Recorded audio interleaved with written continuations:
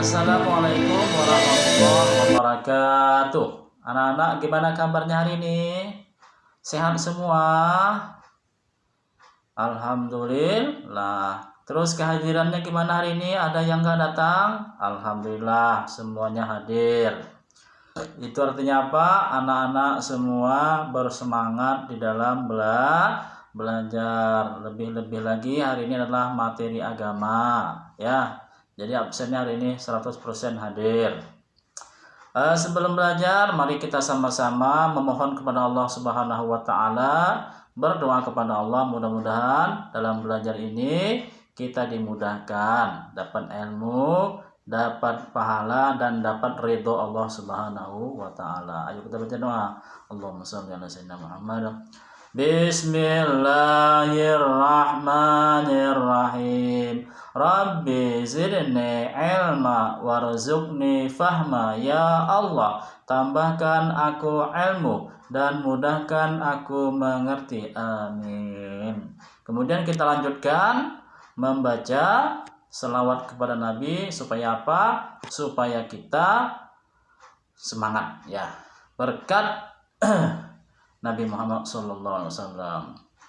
Allahumma salli ala sayyidina Muhammadin tibbil qulubi wa dawaiha wa afiyatil abdani wa shifaiha wa nuril absari wa dhiyaiha wa ala alihi wa sahbihi wa sallim. Anak-anak, lanjutkan selawatnya di rumah masing-masing dan dimanapun berada, insya Allah dengan banyak berselawat maka akan dapat syafaat pertolongan Nabi pada hari kiamat. Dan yang paling terpenting, kita diakui sebagai umat Nabi Muhammad sallallahu alaihi wasallam.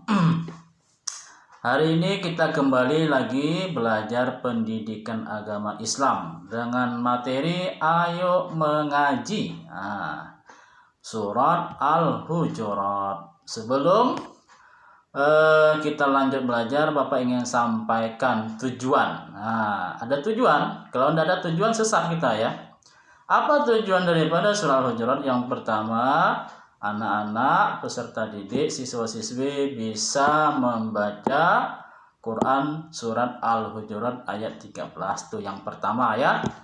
Tahu bacaan pendek, panjang, dengung dan sebagainya. Yang kedua, anak-anak bisa memahami, ya, memahami kandungan, salah satu kandungan daripada surat Al-Hujurat. Kemudian anak-anak nanti menghafal dan menulis, ya. Dipelajari tahap bertahap, ya. Baik, mari kita sama-sama coba lihat bukunya anak-anak. Sudah lihat bukunya? Ada ayatnya surat Al-Hujurat? Sudah jelas? Sudah bisa baca? Sudah lancar? Sudah paham isi kandungannya? Sudah ada yang hafal? Nah, inilah kita sama-sama pelajari, ya. Sebelumnya itu mari kita baca sama-sama. Bapak akan pandu, Bapak akan contohkan, ya. A'udzu billahi minasy syaithanir rajim. Bismillahirrahmanirrahim. Ya ayyuhan nasu inna khalaqnakum min dzakarin wa untha waj'alnakum syu'uban wa qabaila lita'arafu inna akramakum 'indallahi atqakum innallaha 'alimun khabir. Shadaqallahul azim. Bacaan yang panjang, yang pendek, yang berdengung, yang ikhfa, izhar ada di dalam ilmu tajwid. Nah, ketika membaca Al-Quran mesti wajib mempraktikkan kaedah-kaedah ilmu tajwid. Supaya apa? Supaya bacaan yang kita baca tadi bernilai pahala di sisi Allah Subhanahu wa ta'ala. Nah, sekarang, ya, hari ini kita membaca. Semangat membaca. Ingat, ya, satu huruf, kata Nabi, ganjarannya satu kebaikan. Bayangkan saja ada 3 huruf, berarti ada 3 kebaikan yang Allah berikan kepada kita. Wallahu alam, apa kebaikannya? Entah Allah hindarkan daripada musibah, entah Allah berikan gembira hati kita, ya. Entah Allah berikan selera makan, banyak ya. Wallahu a'lam. Itulah kebaikan-kebaikan yang bisa kita peroleh dari membaca Al-Quran huruf per huruf.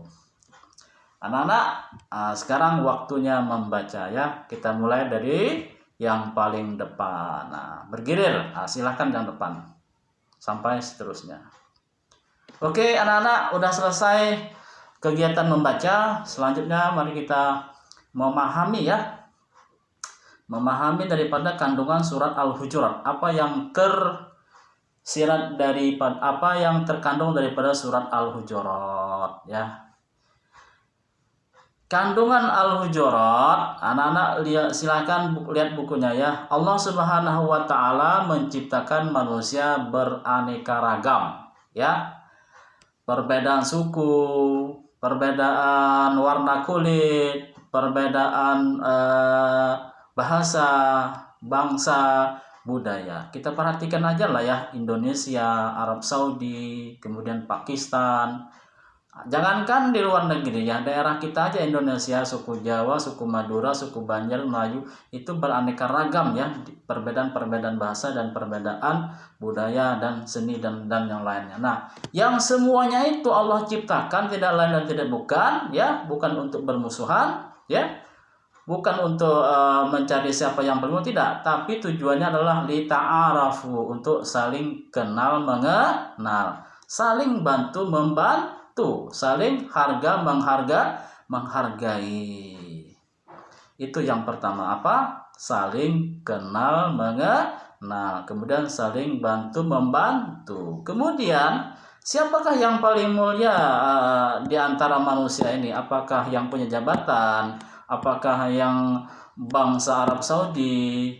Apakah yang kaya ya, atau orang yang berilmu dan sebagainya? Siapa orang yang paling mulia? Nah, di Quran surah Al-Hujurat, orang yang paling mulia ialah orang-orang yang paling bertakwa kepada Allah, orang-orang yang paling takut kepada Allah Subhanahu wa taala. Tidak ada lagi tingkatan yang paling tertinggi kecuali takwa kepada Allah Subhanahu wa taala. Itulah salah satu kandungan daripada surat Al-Hujurat. Kemudian ya, anak-anak, setelah itu tugasnya adalah menghafalkan ya, ditulis, kemudian menghafalkan, baca sudah, kemudian memahami kandungan sudah, kemudian ditulis dan menghafalkannya. Setelah itu kita akan melakukan latihan ya.